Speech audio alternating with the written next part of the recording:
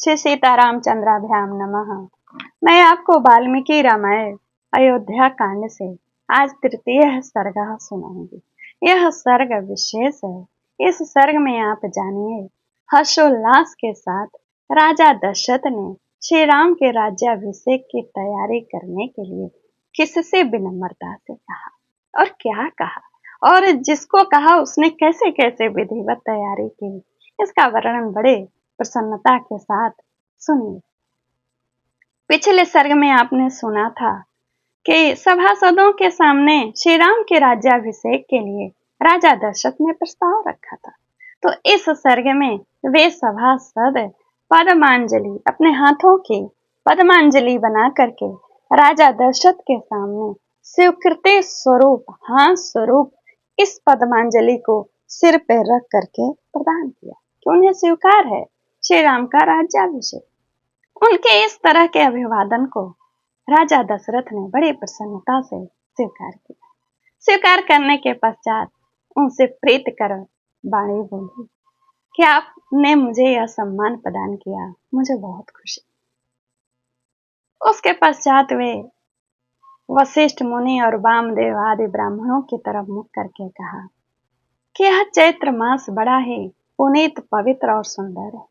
इस मास में राज्याभिषेक हर्षातिरेक होगा, खुशियों को बढ़ाने वाला होगा। राज्याभिषेक में जो जो सामग्री चाहिए उन सामग्रियों को आप लोग एकत्र करिए।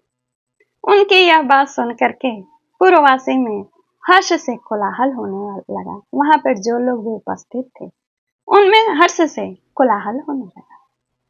जब कोलाहल शांत हुआ तो राजा दशरथ वशिष्ठ और वामदेव के तरफ सम्मुख होकर के कहा कि प्रभु भगवान, राज्याभिषेक की जो भी सामग्रियां चाहिए सांगोपांग ढंग से एकत्रित करिए, सेवकों को आदेश दीजिए। राजा दशरथ के सामने जो सेवक हाथ जोड़ करके खड़े रहते हैं सदैव आदेश पालन करने के लिए, तुरंत उसी समय वशिष्ठ मुनि ने उन्हें ही आज्ञा दी और किन किन सामग्रियों को लाने के लिए आज्ञा दी। उन्होंने कहा कि स्वर्ण आदि रत्न, देव पूजन की सामग्री, सब प्रकार की औषधियां, श्वेत पुष्पों की मालाएं, खील, अलग अलग पात्रों में शहद और घी, नए वस्त्र, रथ, सब प्रकार के अस्त्र शस्त्र, चतुरंगणी सेना, उत्तम लक्षणों से युक्त हाथी, चमड़ी गाय की पूंछ से बनी हुई व्यजन यानी पंखा, ध्वज, श्वेत छत्र, अग्नि के समान देदीप्यमान यानी चमकने वाला सोने का 100 कलश, स्वर्ण से मढ़े हुए सिंगों वाला एक सांड, समूचा व्याघ्र चर्म तथा और जो कुछ भी वांछनीय वस्तु है उन सबको एकत्र करो और प्रातः काल महाराज के अग्निशाला में पहुंचा दो। अंतःपुर से लेकर प्रधान दरवाजे तक दरवाजों को चंदन और मालाओं से सजा दो। वहां ऐसे धूप सुलगा दो जो अपनी सुगंध से लोगों को आकर्षित कर ले। दही, दूध और घी आदि से संयुक्त अत्यंत उत्तम एवं गुणकारी अन्न तैयार कराओ, जिससे 1 लाख ब्राह्मणों का भोजन कराया जाए। कल प्रातः काल श्रेष्ठ ब्राह्मणों का सत्कार करके उन्हें वह अन्न प्रदान किया जाएगा। साथ ही घी, दही, खीर और पर्याप्त दक्षिणाएं भी दो। कल सूर्योदय होते ही स्वस्ति वाचन होगा, उसके लिए ब्राह्मणों को निमंत्रित करो और उनके लिए आसन का प्रबंध करो। नगरों में सब और पताकाएं फहराई जाएं तथा राजमार्गों पर छिड़काव कराया जाए और समस्त संगीत निपुण पुरुष और वेशभूषा से विभूषित वरांगनाओं को बरामदे में खड़े रहने के लिए कहा जाए। देव मंदिरों में तथा चैत्य वृक्षों के नीचे चौराहे पर पूजनीय देवता और उनके लिए भोज्य पदार्थ और दक्षिणा का इंतजाम किया जाए। लंबी तलवार लिए, गोधा चर्म के बने दस्ताने पहने, कमर कसकर तैयार रहने वाले शूरवीर योद्धा स्वच्छ वस्त्र पहनकर राजा दशरथ के आंगन में प्रवेश करें। सेवकों को इस प्रकार कार्य करने का आदेश देकर दोनों ब्राह्मण वशिष्ठ और वामदेव ने स्वयं के योग्य करने योग्य जो कार्य था स्वयं किया और जो राजा दशरथ ने नहीं कहा था वो भी उनसे पूछ कर किया। और फिर वे महाराज के पास जाकर प्रसन्नता और हर्ष से भरे हुए वे दोनों द्विश्रेष्ठ द्विज बोले, राजन, आपने जैसा कहा था उसके अनुसार सब कार्य संपन्न हो गया। इसके बाद तेजस्वी राजा दशरथ ने सुमंत्र से कहा, सखे पवित्र आत्मा, श्री राम को तुम शीघ्र यहाँ बुला लाओ। उनकी आज्ञा सुन करके सुमंत्र ने रथ पर बिठा करके श्री राम को लेके आए। श्री राम को राजा दशरथ ने दूर से ही देख लिया और उनके गुणों से इतने प्रभावित थे, उनके रूप से इतने मोहित हुए कि हृदय में ही लगे बखान करने। अपने पुत्र को देखकर समझने लगे कि गंधर्व राज के समान तेजस्वी हैं, इनका पौरुष समस्त संसार में विख्यात है। ऐसा मन में श्री राम को देख करके महसूस कर रहे हैं और उनकी बड़ी भुजाएं भी उन्हें बहुत सुंदर प्रतीत हो रही हैं और उनकी चाल उन्हें मतवाले गजराज के समान लग रहा है। उनकी चंद्रमा उन्हें उनका मुख चंद्रमा के समान सुशोभित दिख रहा है। श्री राम का दर्शन सबको अत्यंत प्रिय लगा। वे अपने रूप और उदारता आदि गुणों से लोगों की दृष्टि और मन में आकर्षित कर लेते हैं, मन को आकर्षित अपने तरफ कर लेते हैं। आते हुए श्री रामचंद्र जी को एक टक देखते हुए राजा दशरथ को तृप्ति नहीं हो रही थी। आगे आगे श्री राम थे, पीछे पीछे सुमंत्रा हाथ जोड़े थे। वह राजमहल कैलाश शिखर के समान उज्जवल और ऊंचा था। रघुकुल को आनंदित करने वाले श्री राम महाराज का दर्शन करने के लिए सुमंत्र के साथ सहसा उस पर चढ़ गए और दोनों हाथ जोड़कर अपने नाम का उच्चारण करते हुए पिता के चरणों में प्रणाम किया। राजा दशरथ तुरंत उनके जुड़े हुए हाथों को पकड़कर खींच लिया और छाती से लगा करके प्रेम किया और कहा खींचकर। और उस समय राजा ने उन श्री रामचंद्र जी को अपने पास जो स्वर्ण रत्न जटित जो सिंहासन था उस पर बैठाया।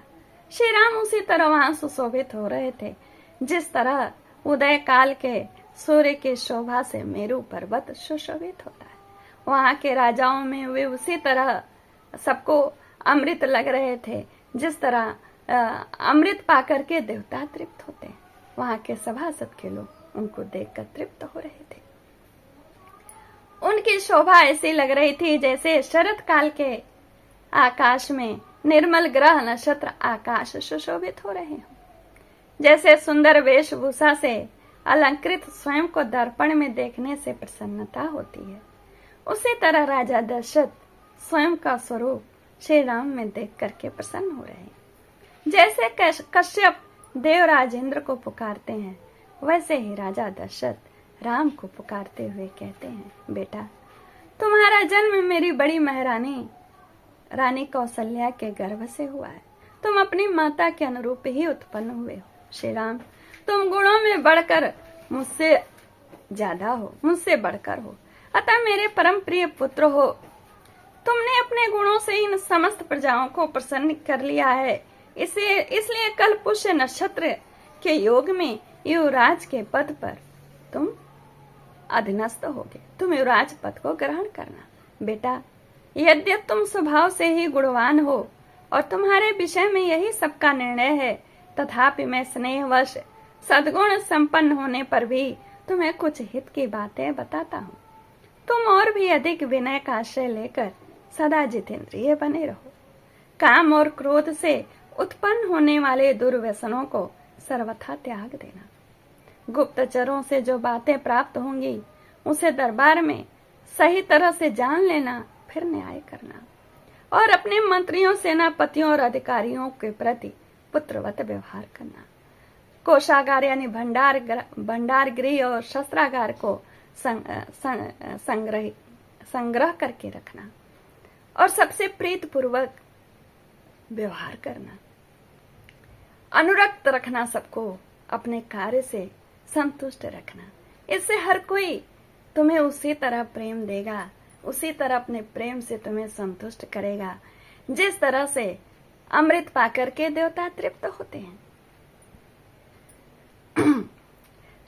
रानियों में श्रेष्ठ कौशल्या को सुहृदों ने जाकर के यह प्रिय संवाद दिया। और उस प्रिय संवाद को सुनकर, प्रिय संवाद मतलब युवराज पद पर श्री राम अधीनस्थ हो गए। यह संवाद सुहृदों ने रानी को ले जाके दिया और रानी उन्हें पुरस्कार स्वरूप स्वर्ण और गौवें दी।